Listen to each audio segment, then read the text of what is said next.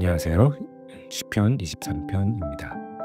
네, 오늘 또 출애굽기 7편 일곱 번째 시간이 되고, 오늘의 제목은 북한에 다가올 금송아지 사건, 이 주제로 여러분과 함께 나누도록 좀 하겠습니다. 지난 시간에 이어서 이제 모세가 홍해를 건너서 200만이 넘는 이스라엘 백성들을 데리고 이제 광야에 도착을 합니다. 그리고 그 광야 사건에서 보면 인제 축제를 벌이고 또 여러 가지 인제 어 이 광야에서 겪는 일들을 겪고 나서 모세가 인제 십계명을 받으러 하나님 앞으로 시내산을 오릅니다. 예. 그리고 그것이 인제 시간이 오래 걸리다 보니까 이스라엘 백성들이 인제 한마디로 타락을 하기 시작하죠. 그래서 이 금송아지 사건이라고 하는 거는 사실 우리의 모습하고 너무 좀 흡사한 부분이 많습니다. 하나님의 일, 그리고 그리스도인들이 인제 부딪히는 현실적인 문제들, 이런 것들을 좀 상징적으로 표현하고 있는 부분이라고 생각이 들고요. 특히 인제 북한 관련해서 이런저런 얘기를 좀 많이 들었었는데, 예전에 인제 동독이 이제 서독과 통일을 할 때, 그때 사건을 이제 돌이켜 보면 그런 이야기를 하시더라고요. 거기에 있었던 선교사님이 어 통일되기 전에 동독에 있던 지하교회 교인들은 그 신앙과 믿음을 너무나도 순수하게 상당히 잘 지켰다고 합니다. 그러나 통일이 되고 나서 이제 제일 먼저 오염이 된 게 자본주의라는 거죠. 그래서 동독 사람들이 이 돈에 물이 들기 시작하면서 그 순수했던 신앙과 믿음이 모두 깨져 버렸다고 합니다. 네, 뭐 모두라고 하기까지는 정확하게 모르겠지만, 어쨌든 그 자본주의에 이제 길들여지기 시작하면서 쉽게 하나님을 버리거나 이제 자본주의를 따르게 되는 거죠. 예. 그런 사건들이 이제 독일에서 있었고, 그리고 이와 마찬가지로 북한과 우리가 통일이 된다고 하면은 어 제 마찬가지로 돈이 먼저, 자본주의가 먼저 북한에 흘러들어가겠죠. 그리고 동일한 이 사건들이 그동안 지하교회를 지키고 있었던 그런 사람들이 이 자본주의에 물들기 시작하면서 이제 교회를 많이 떠나는 그런 사건들이 벌어질 수 있다. 그리고 그런 사건을 통칭해서 우리는 이제 금송아지 사건과 이제 비교를 해 보는 거죠. 그러면서 거기에서 얻게 되는 우리 말씀이 주는 교훈, 그리고 '우리는 어떻게 살아야 할까? 그리고 어떻게 대비를 해야 될까?' 뭐 이런 것들 다 이제 같이 한번 생각해 보는 시간이 되면 좋을 것 같습니다.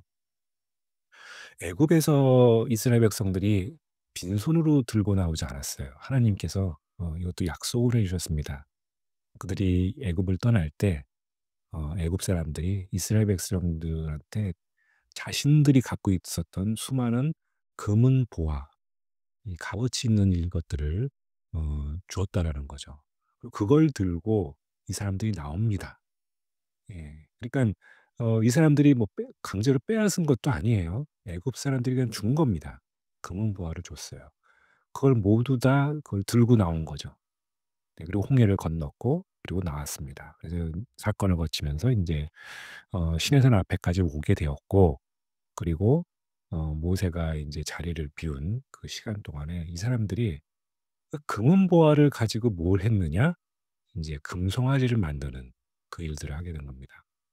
이 사건을 보더라도 우리의 어떤, 이건 이제 십계명을 받기 바로 전이기 때문에 인제 우리의 어떤 그런 순수한 어떤 욕망, 순수하다고 하기에 또 욕망이 보여주는 그 사건입니다.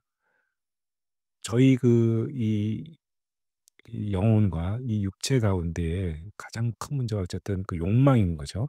아담과 이브가 원죄를 지었을 때도 이 욕망에 굴복한 거죠, 결국은. 그래서 이번도 마찬가지입니다. 이 사람들은 하나님이 눈에 보여지길 바랬고, 그리고 그것은 금과 은과 여러 가지 금은보화로 만들어져 있는 뭔가 실체가 있는 신이기를 원했습니다. 이게 누구를 모방한 거냐? 바로 애굽을 모방을 한 거죠. 여기서 말하는 거는 지금 우리가 살고 있는 이 시대에서는 '돈이 최고다.'라는 것을, 어 그리고 '돈을 섬기는 것이 가장 중요하다.' 그리고 '돈을 섬기면 그것으로 말미암아서 우리가 잘 살게 된다.' 이런 논리에 우리는 사로잡히게 되는 겁니다. 우리 인간은 그냥 내버려 두면은 그냥 자연스럽게 이쪽 길로 가게 되어 있는 거예요. 예. 노력하지 않아도 그냥 우리는 자 그냥 마음속에 금송아지 하나씩을 다 갖고 태어난 존재와 같은 것처럼 그냥 이쪽 길로 가게 되어 있는 거죠, 자동으로. 그래서 그런 그 금송아지 사건이 벌어졌고, 그다음에 인제 모세가 그 하나님께서 직접 만들어 주신 이 돌판을 가지고, 십계명이 적혀 있는 돌판을 가지고 산을 내려오는데 이 금송아지하고 부딪혀 버린 거죠. 예. 그래서 인제 모세가 화가 나서 이 십계명 돌판을 던져서 깨트려 버립니다. 네. 그리고 다시 인제 그 금송아지를 가루로 만들어서 일단 다 이 문제를 해결하고, 더 이상 이스라엘 백성들이 이런 짓 못하도록 아주 강하게 꾸짖고, 그 그 이후에 다시 인제 하나님께 올라가서 두 번째 돌판을 들고 내려오게 되는 거죠. 자, 여기서도 좀 묵상할 포인트가 있는데요. 돌판이 어떤 의미일까? 이것도 참 재미난 부분이 있습니다. 어 첫 번째 돌판의 경우에는요. 돌판도 하나님이 준비하시고 그 돌판 위에 십계명을 써 주신 것도 하나님이세요. 모든 건 하나님이 준비하셨습니다. 이 두 번째 돌판은요. 모세한테 시키세요, 하나님이요. 돌판을 준비하라고. 그래서 돌판을 모세가 직접 만듭니다. 예, 모세가 만들고 인간이 만든 거예요. 그리고 그 돌판 위에 하나님께서 십계명을 이렇게 적어 주십니다. 그래서 요 첫 번째 돌판이 주는 성경적인 의미, 이건 저희가 뭐 묵상이기도 한데, 저는 이게 '첫 번째 아담과 같은 존재였다.' 이렇게 생각을 해요. 그러니까 아담이 에덴 동산에서 하나님이 창조하시고 모든 걸 하나님이 다 하셨다는 거죠. 이 두 번째 돌파는 저는 예수님이라고 상징을 한다고 생각을 해요. 그래서 그 모세가 인간이 준비한 그 돌판이 하나님이 그 율법을 십계명을 새겨 주십니다. 그래서 예수님이 인간으로 오신 거죠. 인간으로 오셔서 십자가에 돌아가시는 것.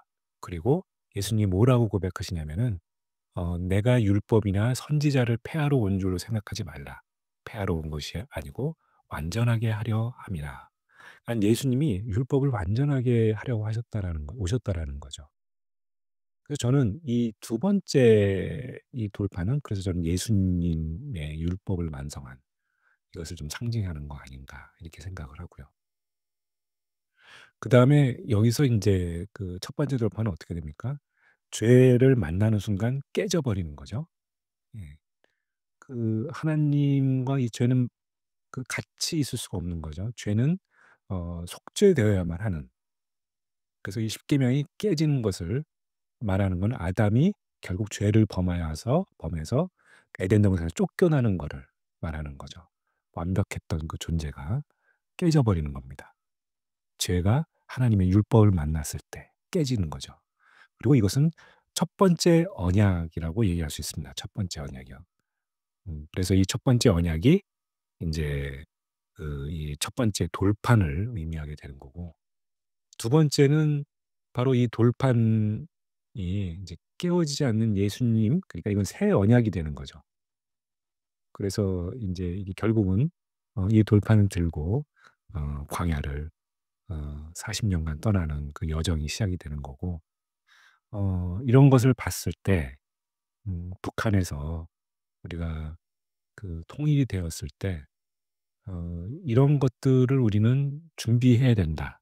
예, 인제 타락하지 않도록 우리가 지켜야 될 것이 무엇인지, 우리가 그 통일이라고 하는 거대한 사건 뒤에서 벌어질 일들에 영적으로 어떻게 준비해야 되는지를 우리가 고민해야 되지 않을까, 이런 의미에서 이제 오늘의 말씀을 좀 드렸고요.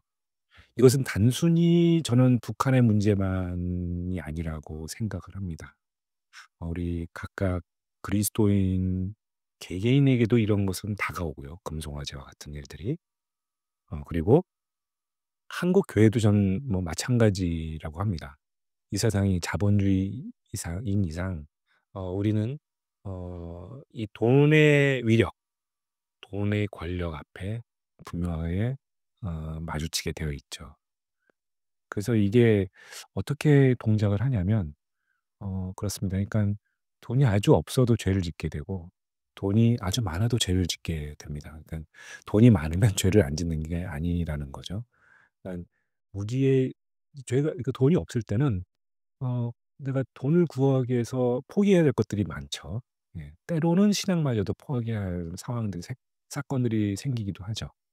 또 돈이 많으면 돈의 권력에 맛을 들이게 돼서 사실 믿음이 필요하지 않은 것과 같은, 마치 그 속이는 거죠. 왜냐면 하나님의 믿음보다 더 중요한 것이 돈이라고 얘기를 해 주는 거죠. 예. 그런 것이 지금 우리에게도 당면한 문제가 아니겠는가. 그리고 이 사건을 보면서 우리도 '내 마음속에 있는 금송아지는 어떻게 해야 하는가.'라는 것을 제 자신과 또 여러분들 가슴속에 다시 한번 물어야 하는 것은 아닌가, 이런 생각이 듭니다. 그래서 오늘 이 시간 이 금송아지에 대해서 한번 그 의미와 또 우리가 앞으로 가야 할 방향에 대해서 함께 나눴는데요. 네, 이 말씀 붙들고 저희가 같이 기도하도록 하겠습니다. 하나님 아버지, 오늘 모세와 이스라엘 백성들 가운데 이 금송아지 사건이 무엇인지를 함께 살펴보았습니다. 이 말씀을 통해서 하나님 아버지의 율법이 어떻게 완성되어지고, 그리고 그 사건을 통해서 우리가 어떻게 살아가야 하는지를 깨닫게 해주시니 감사합니다. 아버지 하나님, 북한에 다가올 이 일들에 대해서, 이 금송아지 사건에 대해서 저희가 준비하고 예비해서 아버지 하나님, 수많은 어, 잃어버린 영혼들을 찾는 데 있어서 이렇게 문제가 되지 않도록, 걸림돌이 되지 않도록 주님 함께 기도합니다. 모든 것 주님께 맡기고 예수님의 이름으로 기도하였습니다. 아멘.